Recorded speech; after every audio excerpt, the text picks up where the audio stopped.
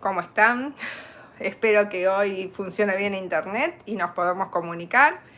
Estoy continuando el video de la semana pasada que salió un poco con dificultades técnicas, y después de respondiendo a la encuesta que ustedes mismos fueron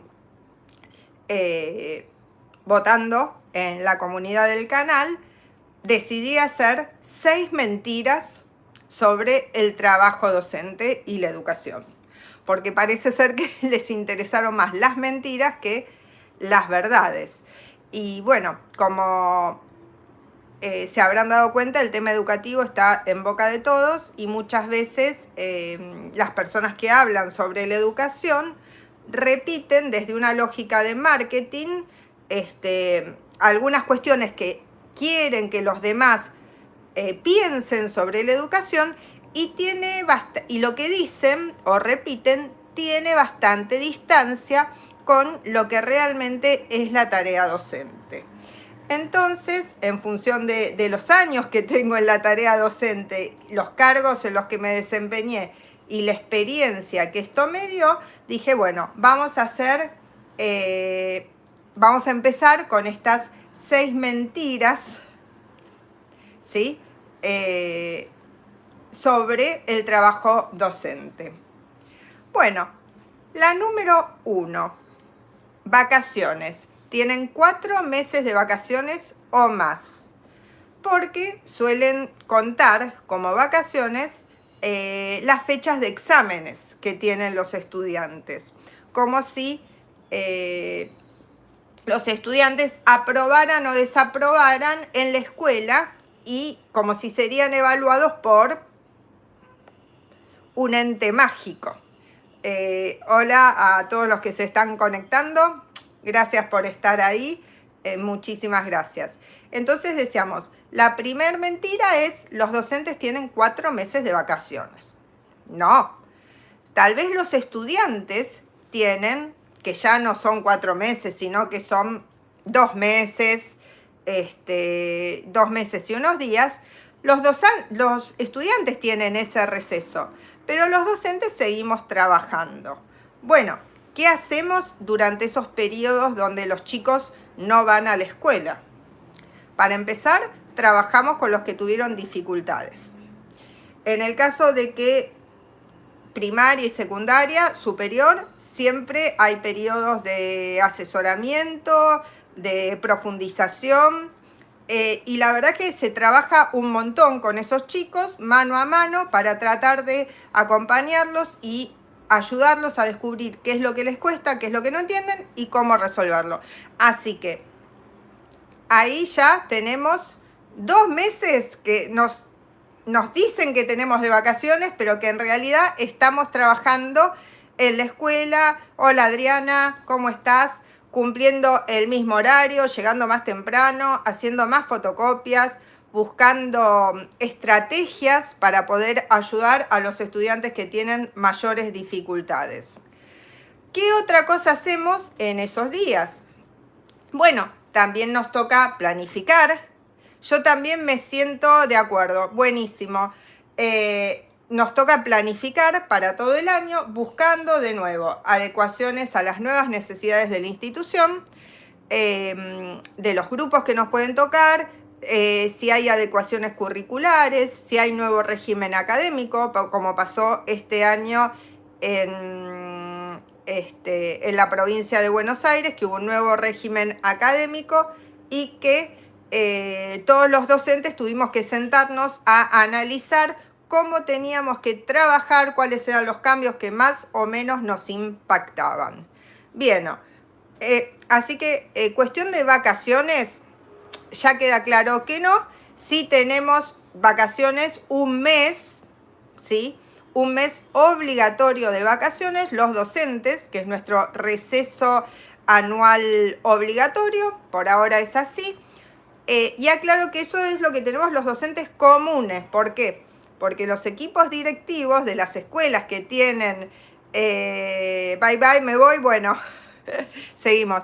Los equipos directivos que tienen escuelas a cargo siempre tienen periodos que se quedan de guardia, así que en realidad nunca se desentienden de la escuela, porque la escuela muchas veces hace reparaciones en el verano, entonces tienen que estar supervisando la pintura, las reparaciones, hay veces hay escuela de verano, entonces tienen que estar supervisando a los chicos en estas nuevas actividades con nuevos profesores, entonces van tomándose por turno entre entre el equipo directivo, director, vice, secretario, secretaria, van tomándose por turno las vacaciones, con lo cual terminan teniendo las mismas vacaciones que cualquier otra actividad o un poquito más. Sí, es verdad que tenemos un poquito más por ahora. Esperemos que la sigamos teniendo porque la verdad que nos hace falta.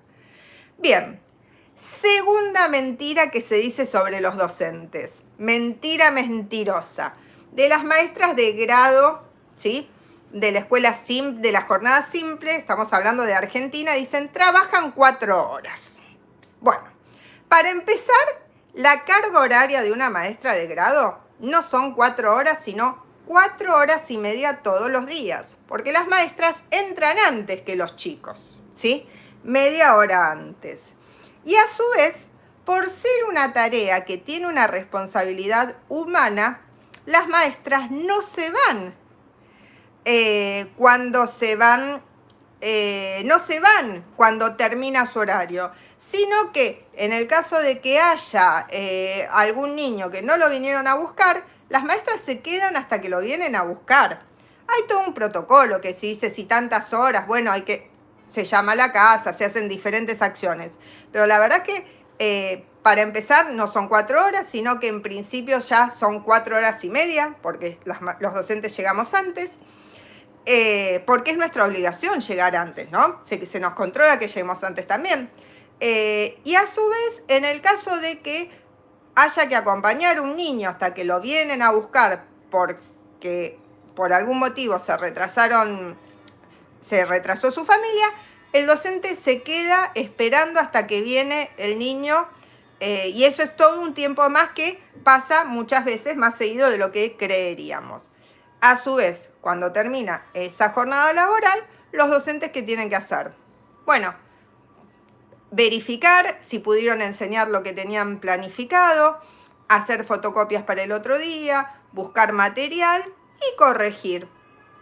Eso será 1 horita, 2, según la situación, según el grado, según el nivel. Pero les puedo asegurar que siempre nos llevamos trabajo a casa. Seguimos con, bueno, los docentes, cuando los chicos llegan a la casa y dicen, ¿qué hicieron en la escuela? Jugamos. Y los padres dicen, o algunas personas que opinan sobre educación dicen, se la pasan jugando. No, se la pasan jugando pero terminan aprendiendo. Bueno, los chicos dicen jugamos, pero en realidad estuvieron aprendiendo a través del juego. Entonces, de nuevo, ese tiempo de trabajo, ese juego estuvo planificado por alguien, que es el docente. Lleva un tiempo la planificación, la organización, y justamente si los chicos dicen jugamos y no dicen estuvimos haciendo tarea, bueno, es que estuvieron aprendiendo a través del juego. Pero no quiere decir que el docente juega todo el día, todo el tiempo, ya sea en el jardín, que hay muchísimo más juego que en la primaria o en la primaria. Bueno, y ni hablar, si hacen un juego en la secundaria, claramente es un juego que realmente tiene todo un trabajo atrás para convocar a los estudiantes y para que se sientan interesados. Pero estén seguros que cuando los chicos dicen, no hicimos nada, jugamos, bueno, y de repente después resulta que saben un montón de cosas, pero obviamente lo que los chicos llaman juego, bueno, es el trabajo del docente. Otra de las mentiras, no me quiero confundir, que circulan sobre los docentes y la educación. Es una carrera fácil y rápida. Bueno, con rápida salida laboral podría llegar a aceptarlo, porque docentes se necesitan en muchísimos distritos, muchísimas regiones. Entonces tal vez no es tan difícil encontrar trabajo si sos docente, sobre todo de las materias más difíciles de cubrir, como profesores de matemática, profesores de lengua, de física, química. Siempre las ciencias duras son más difíciles de cubrir, pero digamos que hay diferentes modos de encontrar trabajo, por los cuales podríamos decir que se puede encontrar trabajo un poco más rápido que en otras profesiones, pero nada más que un poco. Pero que sea rápido de estudiar, de ninguna manera. Cualquier carrera docente, como mínimo, tiene 4 años. 4 años de estudio de una jornada de cursada de más de 4 horas por día, 5 días a la semana, más las prácticas. Por lo tanto, de rápido, poco. Bien, a su vez, las carreras artísticas o los profesorados de idiomas requieren que aquel que se va a formar tenga un conocimiento previo. Por ejemplo, el docente de música, antes de iniciar los 4 años de la carrera de música, tiene 3 años de formación básica. ¿Qué quiere decir? Que tiene que demostrar antes que sabe tocar los instrumentos y que tiene los conocimientos de música necesarios para poder aprender a enseñar música. Así que 4 más 3, 7. Rápida, no. Parece, por los temas que tratamos, que es sensible, espontáneo y fluido, y que es algo poco serio, pero no es poco serio. Son carreras muy en serio. El profesorado de artes visuales tiene 1 año de formación básica, pero con más intensidad de cursada, depende cómo esté hecho el diseño. Por lo tanto, también es bastante, y ya ven, no es rápido. Equivale a cualquier otra carrera de nivel superior en tiempo. Y la carrera de danza, de teatro, es similar. Así que fíjense que esto realmente, que la carrera docente es fácil y rápida, no, descartado. Al contrario, los docentes que hacen cualquier profesorado en Argentina y en la mayoría de los países del mundo tienen una formación de por lo menos 4 años. Y a su vez, como les decía, los que enseñan idiomas, ya sea inglés, francés, portugués, italiano, tienen que tener previamente el conocimiento de ese idioma. Y los que enseñan lenguajes artísticos tienen que tener también el conocimiento de ese lenguaje artístico. Así que ahí, a los que hablan de carreras rápidas, no. Y se estudia en serio, por supuesto. Bien. Y ingresos. Acá pueden dejar preguntas o opiniones. Hay algunas que, bueno, que son saludos. Hay otras que me parece que son chistecitos, por eso no hice caso. Hay otras personas que están dejando corazones, les agradezco mucho. Y bueno, acá el tema de los ingresos, ¿no? También, otra mentira. Los docentes nunca cobraron mucho. ¿Por qué quieren cobrar ahora? Bueno, esa es realmente otra mentira sobre el tema, porque primero, hace muchísimos años que los docentes ya se reconocen como trabajadores de la educación y que hacen reclamos salariales. Segundo, en la época en que tal vez la docencia era una actividad de mujeres, y muchas veces de mujeres que no eran el sostén de su familia, también hubo mujeres docentes u hombres docentes que también reclamaban en diferentes situaciones, con más o menos visibilidad, por sus ingresos.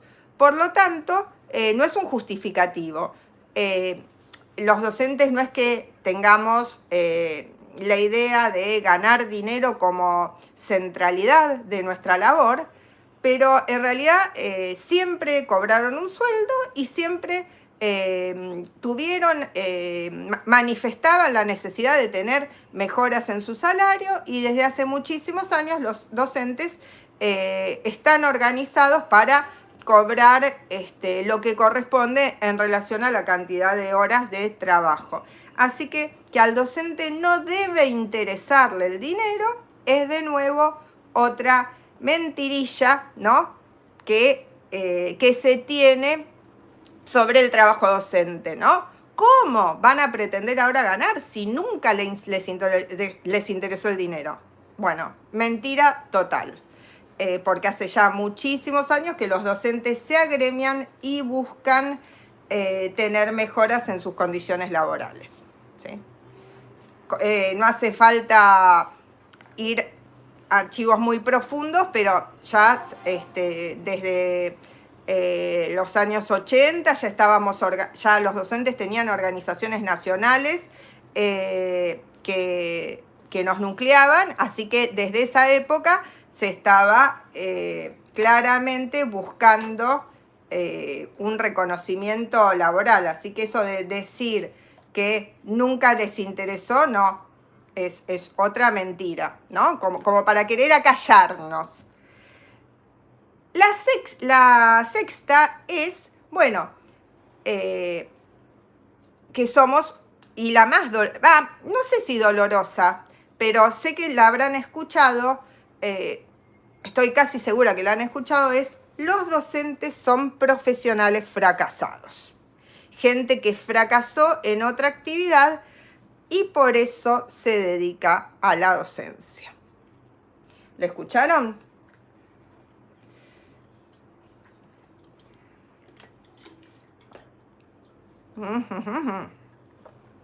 Sí. Es como el comodín del que quiere ofender o generar malestar con un docente. Decir que el docente es un profesional fracasado. La verdad es que hace ya 20 años que trabajo en los profesorados y que profesionales fracasados, no. No, al contrario, son personas, en general los docentes son personas que con mucho esfuerzo asisten a los profesorados porque les gusta la tarea de enseñar, porque les interesa trabajar en escuelas, y al contrario, más que fracasadas, son personas que se superan. El docente que elige enseñar como primera profesión o como segunda profesión es una persona que realmente está superando su condición, ¿no? De decir, bueno, termino el secundario, ¿qué hago? Bueno, van a los profesorados para justamente tener una mayor educación, una mayor formación y para acceder a un trabajo. Y también porque claramente les interesa trabajar enseñando con niños, jóvenes o adolescentes. Pero la verdad es que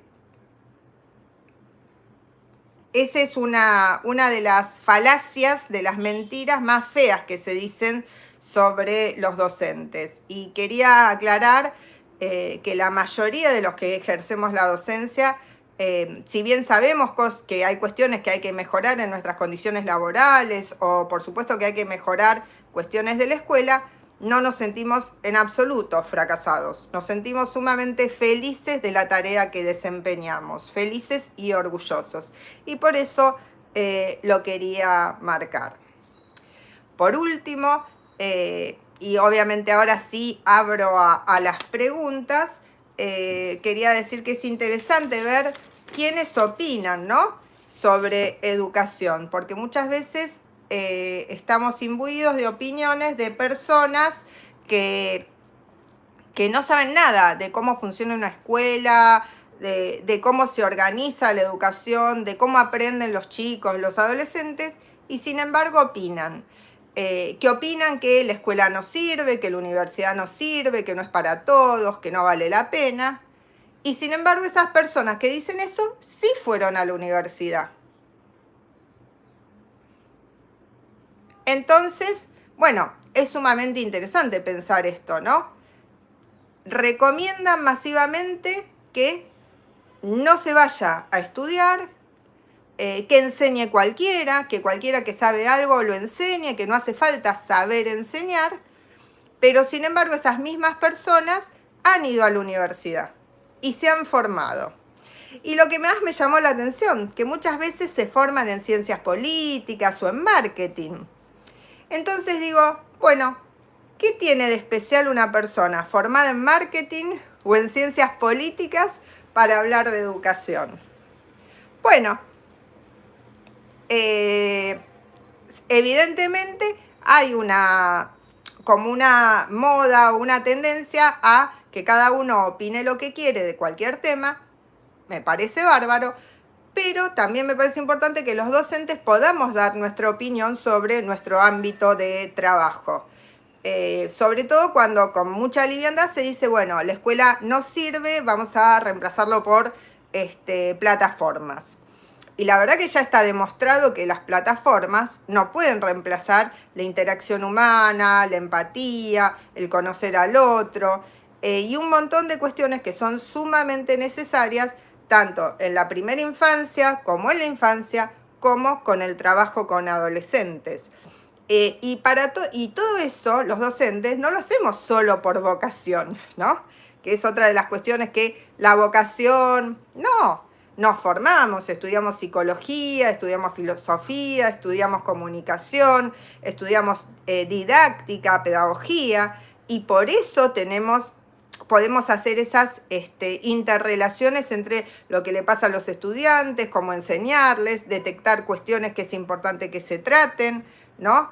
Y eso no lo puede hacer una máquina, y sobre todo, hay veces me parece que no debería tener la liviandad que tienen algunas personas, insisto, que no trabajan en educación, que no se han formado en educación ni en ninguna disciplina afín, que al contrario, se forman en marketing y hablando desde un escritorio, ¿no? Como aludiendo a que son grandes profesores, bueno, se dedican a dictar sentencias, ¿no? O a decir cosas así de manera rotunda, como si fueran verdades reveladas sobre la educación y el trabajo docente.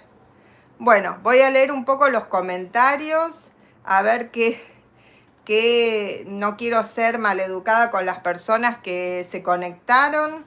Muchísimas gracias a todas las personas que se conectaron, a las personas que me pusieron like. Si todavía no lo hicieron, bueno, pueden hacerlo. Preguntas. Acá me dicen, no me imaginaba que era tan complejo ser docente de arte. Sí, parecería contradictorio hay veces, ¿no? Que al docente de arte muchas veces se lo interpreta como el que está en los actos o el que hace ciertas actividades que tienen que ver con lo festivo, pero que tiene una formación muy profunda y que obviamente del respeto a esa formación se pueden aprovechar muchas articulaciones, ¿no? Se puede hacer algo mucho más interesante que si solo vemos al docente de arte como el que nos soluciona un acto. Los docentes de arte pueden hacer muchísimos aportes a la educación en general. Y sí, tienen una formación muy extensa, muy profunda y muy valorada en muchísimos países. Así que tendríamos, por supuesto, que valorarlos más, como a todos los docentes. Bien, a ver, preguntas. ¿Qué más? A ver. Sobre las escalas de calificaciones. Bueno, el tema de las escalas de calificaciones, nosotros acá en Argentina estamos muy acostumbrados, ¿no? Del 1 al 10. No ha sido así en toda la historia, ¿no?, de la docencia, y no es así en diferentes países del mundo. Por eso cuando una persona viaja, cuando los chicos viajan a otros países y hay que hacerles el certificado de estudios, se pone siempre cuál es la escala de calificación con la cual se evaluó a los estudiantes para que puedan saber que están aprobados. Porque en otros países, por ejemplo, no es del 1 al 10, sino del 1 al 5, o es con letras, ¿no? Entonces, eso a nosotros nos parece, bueno, que decir que la escala de calificación es universal, pero no, la escala de calificación no es universal y entonces tiene que ser aclarada cuando un estudiante de Argentina pasa a otro país. Acá me ponen soy tu fan. Bueno, muchas gracias. Muchas gracias. Otra pregunta. Entonces me dicen por el tema de cómo es la relación de la educación. Bueno, nos estamos moviendo un poco de los temas, pero no importa. ¿Cómo se relaciona nuestro sistema educativo con otros sistemas del mundo? Bueno, vamos a aclarar que estamos hablando desde Argentina y que nuestro sistema educativo, digamos que tiene algunos estándares que son compatibles con otros países del mundo y que muchísimos países tienen estándares similares. Por ejemplo, la edad, ¿no?, de escolarización.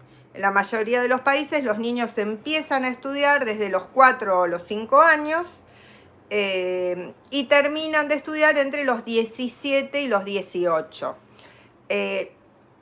También la mayoría de los países tienen lo que sería la escuela primaria, lo que nosotros llamamos en Argentina la escuela secundaria, se puede llamar de otra manera, como la preparatoria o elementary, por ejemplo en Estados Unidos, que uno lo ve mucho, y lo que nosotros en Argentina llamábamos antes el preescolar, para ellos es el kinder, para nosotros ahora es la educación inicial, pero más o menos la edad de escolaridad es la misma, ¿sí?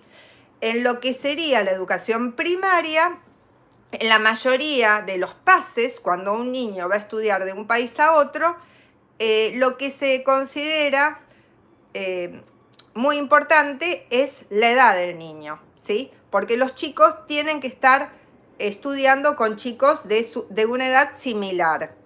En cambio, ya lo que estaría dentro de la secundaria, que sería cuando los chicos tienen entre 12 y 18 años, llámese escuela secundaria, liceo en muchos países de Latinoamérica, preparatoria, bueno, ahí sí se hacen revisiones materia por materia, porque entonces la complejidad de esta escuela, que también se llama la preparatoria porque es la previa a la universidad, tiene que verificar que tengan ciertos conocimientos específicos de ciertas materias. Entonces, en los casos que un estudiante cambia de país y le faltan algunas materias, bueno, se le da un tiempo para que las prepare y pueda adaptarse al nuevo sistema educativo. Muchas veces, si el estudiante cambia de hemisferio, como tenemos diferente inicio de clase, del lado sur tenemos nuestras vacaciones grandes en el mes de enero y en el hemisferio norte las tienen en agosto. Entonces, en general, el que cambia de hemisferio va a perder se va a trazar esos 6 meses que lo va a usar para adaptarse. En esos 6 meses seguir adaptando y bueno, y continúa sus estudios. Acá me preguntan si conozco el Instituto Santa Ana. Y conozco 2 Santa Ana. Uno en Belgrano y otro en Tigre. ¿A cuál te referís, Joel? Me tomo un mate mientras espero que me contestes. Sí conozco, bueno, el Santa Ana en Argentina, uno en Cava, en la ciudad autónoma, y otro en la provincia de Buenos Aires. Son 2 escuelas muy buenas, uno en O'Higgins y Junín. Entonces es otro, justo a ese no lo conozco. El de provincia, ¿Al Santana de Tigre te referís? Es una escuela que tiene primaria, secundaria, tiene inicial y tiene también un profesorado. El partido de Junín, no, a ese no. Bueno, no, a los otros los conozco personalmente, son muy buenas instituciones. Al Santana de Junín justo no lo conozco. Conozco muchas escuelas, pero no puedo conocer a todas. A ver, otras preguntas. A ver. ¿Cómo se autoriza una institución educativa? Bueno, nosotros acá en la Argentina tenemos dos formas. No sabía de las otras, sí. Sí. Bueno, así que sí, Santa Ana, hay una, la que está en Belgrano, es, bueno, inicial, primaria, secundaria, y tiene un profesorado de arte y creo que de inicial y primaria. Y el de Tigre tiene de inicial y primaria solamente. Y bueno, la pregunta ¿cuál era? Sobre, a ver, espera, país, saludos desde Corrientes. Bueno, acá esto es interesante, ¿cómo se hace para tener una escuela? Como decía, en la Argentina tenemos, la educación es pública, los chicos están obligados a ir a la escuela, es una obligación de los padres mandar a los niños a la escuela desde los 4 años hasta terminar la secundaria. Y tenemos núcleos básicos comunes.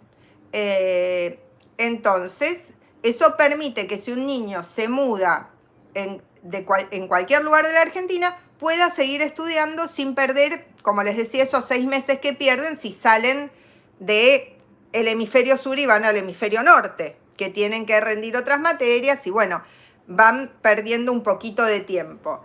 En el caso de inicial primaria es por edad, en el caso de secundaria también pueden pasar y tenemos, si bien tenemos planes que son provinciales, estarían, digamos, pudiendo pasar 1 a 1, ¿no? Si estás en quinto, pasas a quinto. Podrá ser que la escuela en la que vas tienen alguna materia distinta y la tenés que rendir, pero a no ser que sea un estudiante que pasa de una escuela normal a una escuela técnica, que tienen otras materias y que tienen otras complejidades, se podría estar pasando en la escuela secundaria sin tener que perder tiempo, ¿no? Rindiendo las materias que no se hicieron. Entonces, como la educación es pública, ya sea de gestión estatal o de gestión privada, las escuelas estatales las organiza o dispone que se funde una escuela los estados. Actualmente son las provincias las que se encargan de gestionar las escuelas. Dice, los institutos privados que son católicos, ¿quién los creó? Ahí ya llegamos. Espérame un segundo.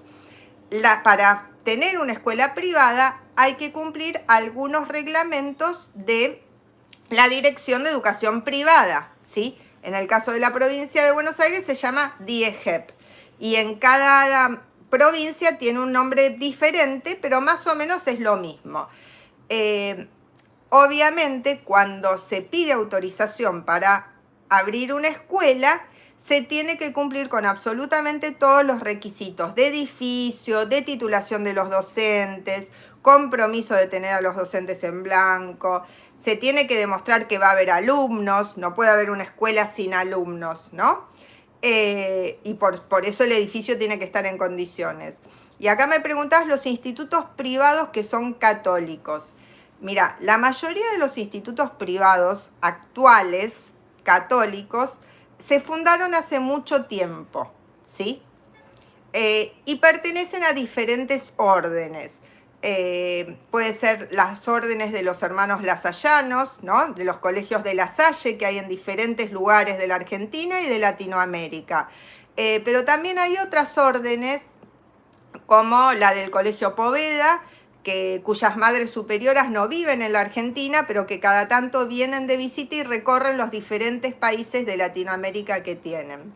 Estas escuelas se fundaron hace mucho tiempo, te das cuenta por los edificios antiguos que tienen. ¿Quién los creó? Los crearon las órdenes, ¿sí?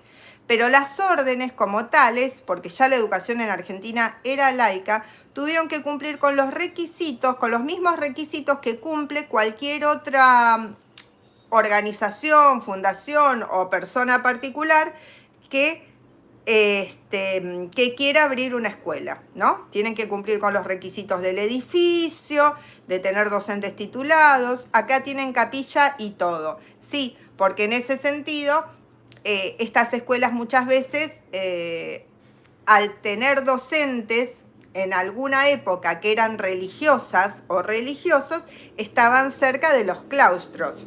Yo trabajo también en una escuela que actualmente no tiene más vivienda para las monjas, pero que cuando se fundó, las monjas vivían dentro del edificio, ¿no? Tenían un sector separado de vivienda. Actualmente viven en otro lugar y vienen cada tanto a acompañar el trabajo que hace la institución educativa. Originalmente tenían, muchas veces tenían aporte estatal, si a eso te referís, o sea, una ayuda económica para el pago de los sueldos, ¿sí? Y esa ayuda económica para el pago de los sueldos que daba Nación cuando pertenecían a Nación, porque no, tenemos que recordar que las escuelas de Nación de las escuelas de Nación Argentina se trasladaron a la provincia en los años 90. Entonces, cuando se trasladaron esas escuelas, muchas continuaron teniendo aporte estatal. ¿Por qué? Porque el aporte estatal para las escuelas, que aclaro, es una ayuda en el pago de los sueldos de los docentes, pero no subsidia todo el resto de los gastos del edificio y del funcionamiento escolar. Se otorga justamente cuando se evalúa que en esa zona se necesita una escuela y que esa institución educativa privada está cumpliendo con ese servicio, pero no puede terminar de cumplir con el pago de los sueldos. Por eso se le otorga el aporte estatal y se le mantiene. Eso sí, el Estado puede decidir sacarlo o puede decidir otorgar más o a nuevas escuelas si así lo considera necesario. Eso es parte de la reglamentación vigente. Acá me dicen mucho paro. Mirá, este año no hubo mucho paro. Me parece que hubo algunos paros muy puntuales, pero si este año es un año que se caracterizó por que los reclamos sindicales docentes no tuvieron paro. Me parece que ahí sí, muy poco paro este año. Por suerte los chicos tuvieron muchísimos días de clase en muchísimos distritos. No sé a qué distrito te referís con lo de los paros. Bien, a ver, ¿cómo? Ah, acá me dice cómo que no. Si también hacen paro los docentes, discúlpame. Los que limpian, claro. Cuando hay un paro de no docentes, se ve afectado el funcionamiento de la escuela. Es verdad. Sí, es muy cierto esto que estás diciendo. Bueno, espero que les hayan parecido adecuadas. Alguna, y claro, sí, es cierto. Bueno, muchos temas sobre la docencia, sobre la educación artística, el impacto en las escuelas. Queda abierto el canal para dudas, consultas y seguir charlando temas. Me encanta que participen. Agradezco que me ponen los corazones, agradezco los likes, porque es una manera de acompañar esta iniciativa, de que los docentes tengamos nuestra voz y podamos decir nosotros qué opinamos sobre la educación, ya que tanta gente que no ha estudiado ni trabaja en escuelas se siente con la libertad de opinar sobre nuestro trabajo. Bueno, muchísimas gracias a todos los que se conectaron. Por favor, acompañen este canal. Si quieren saber temas de algún tema específico, con mucho gusto lo podemos desarrollar o podemos buscar un especialista para compartir este espacio. Gracias y nos vemos.